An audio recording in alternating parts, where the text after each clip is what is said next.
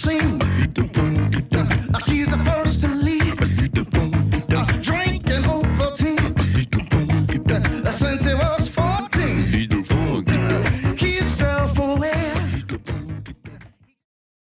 Hey everybody. All right, here's the deal. Today is Groundhog's Day, and what we want to do today is we're going to tell you exactly what Groundhog's Day is really about.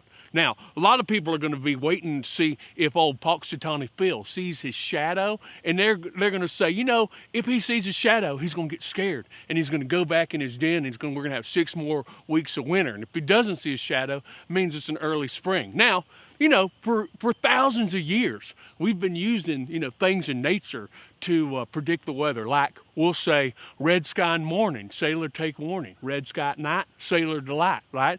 That means it's going to be, the morning time tells you what the rest of the day is going to be like. Or, you know, we've got just a bunch of people who've come up with things like, if you sneeze 3 times in a row, that means you're going to have nice weather the next day.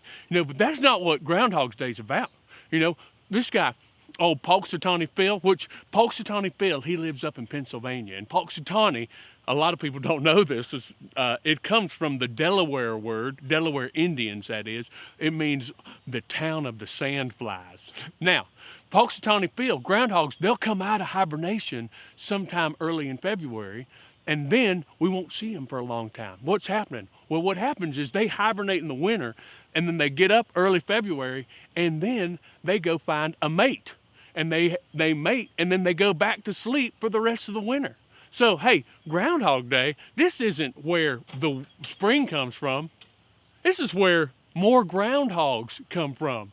That's what we need to see is happening here. Now, there's a lot of countries that will do things like this. Like in Germany, they've got Sieben-Schlaffertag, which Sieben-Schlaffertag is, it means the 7 sleepers. And they'll say, like, if it's raining on June 27th, they're going to have a long summer. Now, I know most of you, you're thinking Sieben-Schlaffer, which is different than Sieben-Schlaffertag. Sieben-Schlaffer is just it's a German word for the edible dormouse, which the Romans would trap when they were before the fall, before they would hibernate, and then they'd roast them and eat them because they'd weigh up to 15 pounds.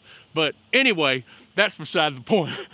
What we want to talk about today is what's really happening on Groundhog Day. So we're going to see old Punxsutawney Phil. He's going to come out of his little cave, and he's going to go find him a wife, and then he's going to go back to sleep, and it has nothing to do with whether or not we're going to have an early spring or not. So celebrate your local groundhog by catching them and roasting them and eating them today. Have a good day. What? Is that a bad idea?